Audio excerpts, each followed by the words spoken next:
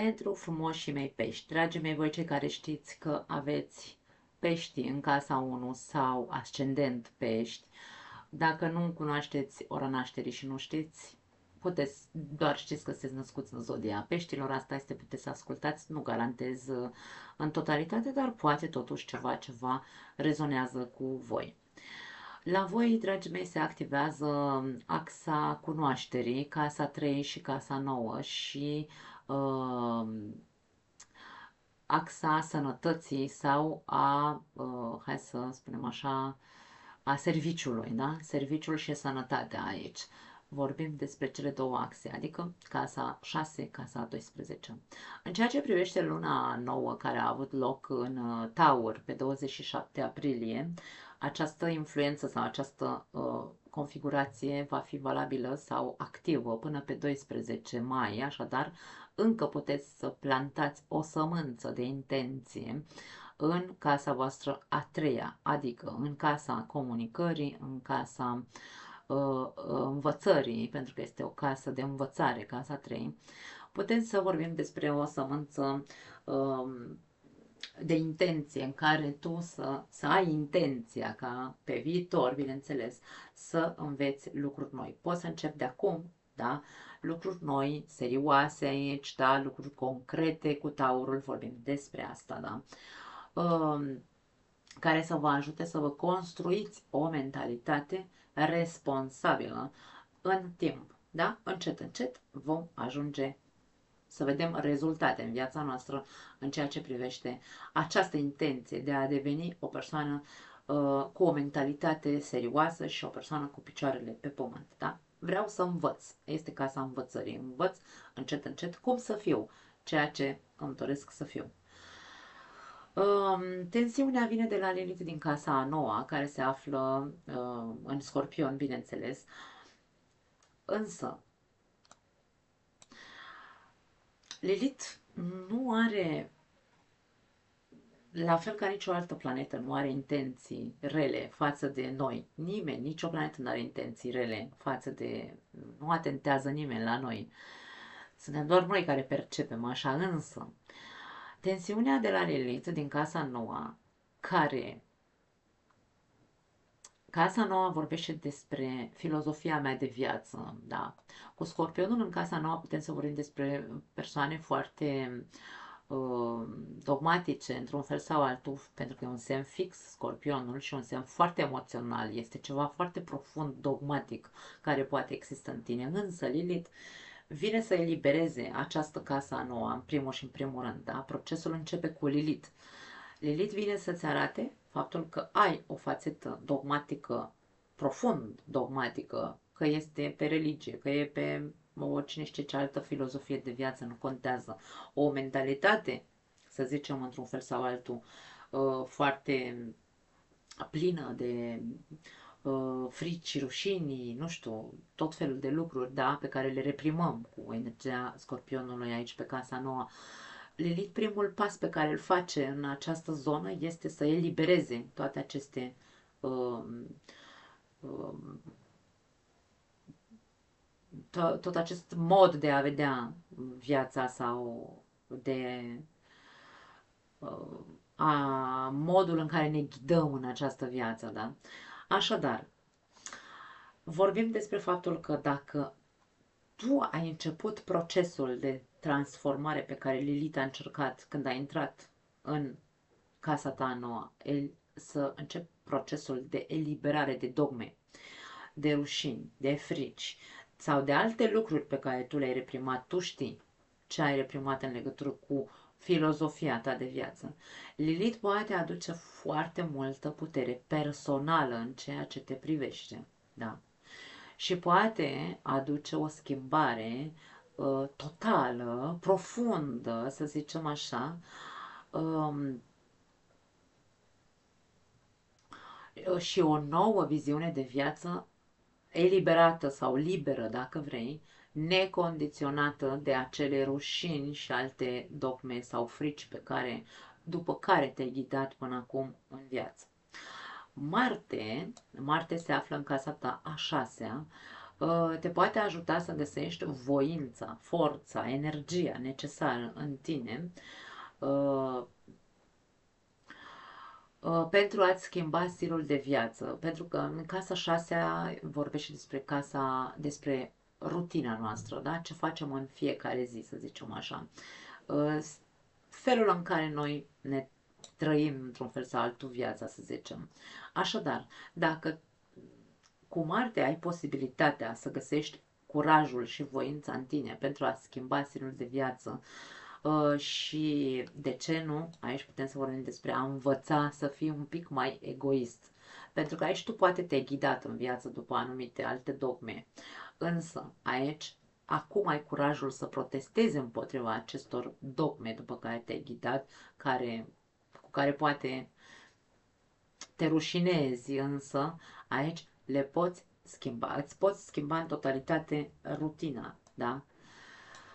Um, și să înveți să fii mai egoist. Dacă vorbim despre persoane care au un ego foarte mare și în fiecare zi se comportă ca și cum ar fi buricul pământului într-un fel sau altul, aici, într-adevăr, Marte în casa 6 vă poate face și mai agresivi și mai aroganți, însă nu va fi pentru mult sau nu va merge într-un fel sau altul, această energie nu va funcționa, indiferent cât de agresivi încercați să fiți, pentru că Pluto e mult mai puternic decât Marte, să zicem așa. E o caua mică cu o caua mare, dacă vreți. Și aici Pluto se află în casa ta a 12-a, care e ca și cum îți poate pune un...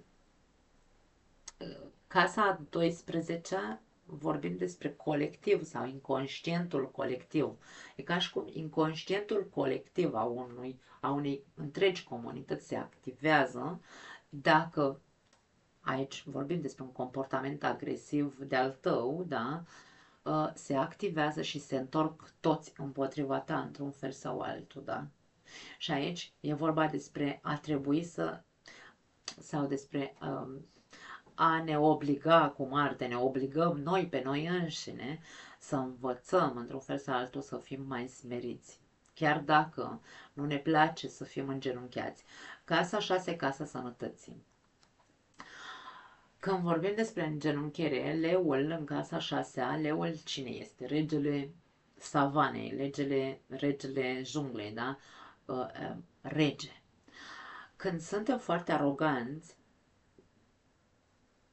primul lucru care se activează în zona sănătății sunt genunchii, pentru că nu reușim să ne smerim și să ne observăm că suntem aroganți și nu ne lăsăm îngenunchiați, umiliți. Noi o luăm ca și cum ne umilește lumea sau încearcă să ne umilească, însă nu, noi nu vrem să fim smeriți. Și aici e vorba despre, ok, privește-ți corpul. Dacă ai dureri de genunchi, uite-te la această parte arogantă, pentru că poate acolo este marea problemă, da? Pluto îngenunchează. Pluto nu stă la discuție cu nimeni. Am spus asta și în prima parte a introducerii. Așadar, Pluto nu contează cine e. Pluto poate fi un colectiv întreg, poate fi o singură persoană, poate fi aici figuri de autoritate în casa 12-a. Casa 12-a poate să ne vorbească despre închisoare, poate să ne vorbească despre... Da, deci aici psihiatrie, putem să vorbim aici, da. Putem să vorbim despre tot ce se întâmplă în exteriorul tău, care vrea să-ți oglindească că nu este bun comportamentul ăsta agresiv, narcisist și așa mai departe, sau arogant, și se vor găsi toate metodele în care să te îngenuncheze. Și nu ne dorim asta, ne dorim doar să fim avertizați că se poate întâmpla dacă nu ne vedem cumva buricul. Însă, dacă aici vorbim despre cei care sunteți, care vă lipsește egoismul, care trebuie să învățați să fiți mai pentru voi, să fiți mai... Pentru că pești, în general, foarte mulți dintre pești ce fac este că lasă, se lasă, lasă de la ei, hai lasă, da? Și nu-și trăiesc într-un fel sau altul viața asta, hai să spunem, împliniți cu adevărat. Și aici vorba despre învață. Punem la și învață și tu să fii un pic mai pentru tine, mai egoist, da? Pluto în casa a 12-a probabil că te presează de ceva luni de zile, din noiembrie mai exact, octombrie-noiembrie 2024 îți tot arată, haide, învață să fii un pic mai egoist. Și probabil că va continua să te preseze, pentru că, va trebui să faci schimbări în ceea ce privește, uh, într-un fel sau altul, această lipsă, da, a egoismului. Acum, Pluto va retrograda timp de 5 luni de zile. Da? De pe 4 mai începe să retrogradeze și 5 luni de zile vom avea șansa, fiecare dintre noi, să revizuim toate aceste aspecte la noi înșine și să ne eliberăm, bineînțeles, de ele. Ori să revizuiesc ce? Să revizuiesc faptul că inconștient am un comportament, nu știu, poate agresiv, am un comportament de lăsător, poate fi. Casa 12 este o casă în care mă dizolv cu totul și nu, da, mintea mea este, nu știu, într-un fel sau altul, nu sunt centrat sau concentrat din punct de vedere mental, da? Așadar, am șansa să mă uit timp de 5 luni de zile și să schimb anumite aspecte la mine. Pe 12 mai avem luna plină din Scorpion, din casa ta, a noua. Aici se activează din nou casa nouă. Soarele se va afla în Taur, iar luna se va afla în Scorpion și soarele din Taur va ilumina această zonă, casă nouă din harta ta natală, unde probabil vor fi scoase la lumină acele, într-un fel sau altul, acele dogme, dacă încă nu le-ai transformat, vor fi scoase la lumină acele dogme, credințe, care poate nu sunt ale tale, poate, nu știu, uite așa, ai văzut la mama și la tata că urmau nu știu ce tip de ritualuri de religie sau de dogmă. După care te-ai ghidat și tu. Ai dus toată viața la biserică, nu știu, habar n-am, zic și eu, exemple tâmpite, da. Însă, acum, e ca și cum se pune lumina și zice, nu, unde, după tot ce te-ai ghidat până acum, în momentul de față, unde ai ajuns? Unde ești în momentul de față în viața ta? Da. Se pune lumină și aici ca și cum vei avea așa, ca și cum o criză existențială, într-un fel sau altul, cu Scorpionul pe casa nouă, e vorba despre o criză existențială în care nimic din ceea ce știam nu mai are sens sau nu mai face sens pentru mine.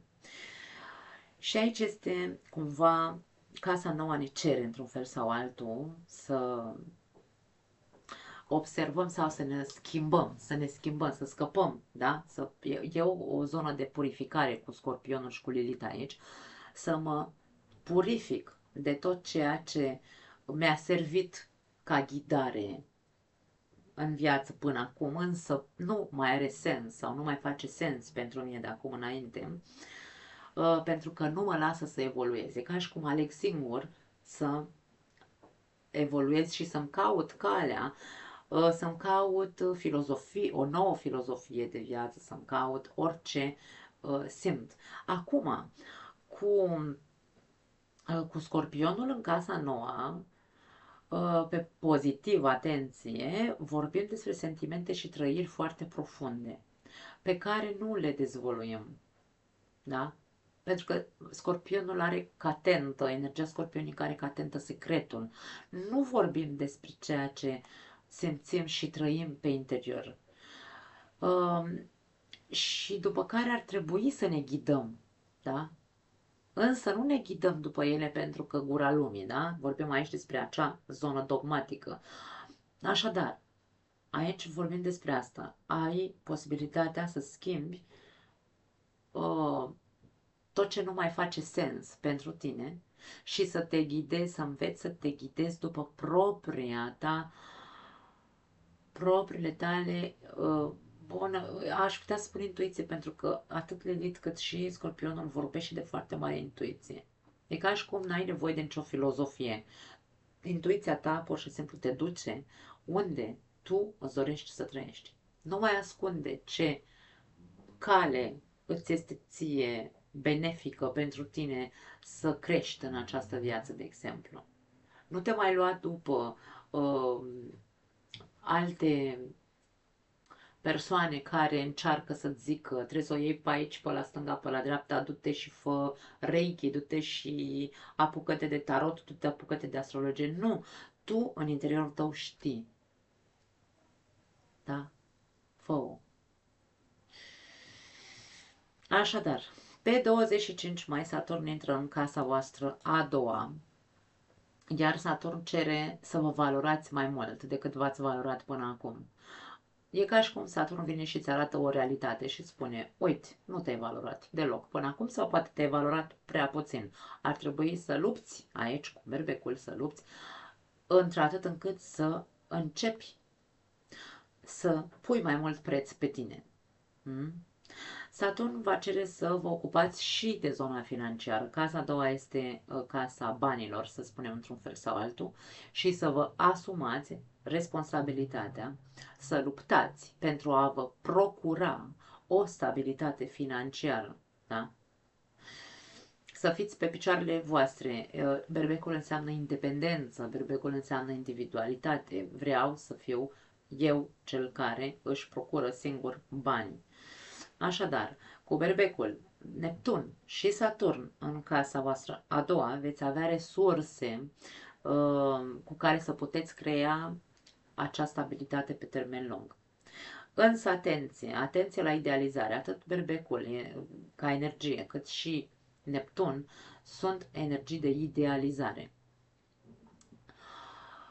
sau de idealism, da? De visat ca vers pe pereți sau ne gândim că am putea să facem dar dacă doar stăm și gândim și visăm și nu facem în concret, nu vom reuși. Așadar, sunt energii de idealism. Așadar, Saturn ar trebui, într-un fel sau altul, să ținem cont mai mult de el, să facem act de asumare, responsabilitate și maturizare și să conștientizăm dacă visăm ca vers pe pereți, sau dacă ne apucăm în serios așa sau ne punem serios la treabă să începem să construim, să ne compromitem cu noi înșine și să ne construim o stabilitate financiară.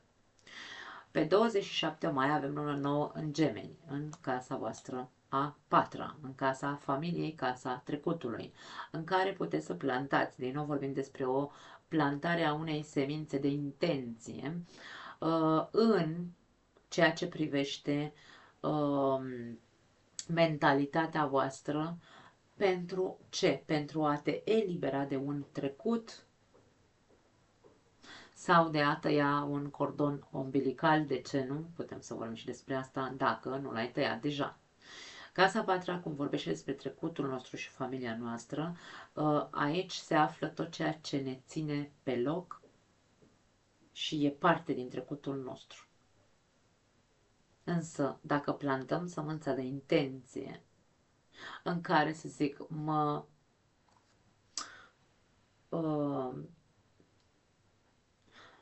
distrag, pentru că gemenii sunt o energie de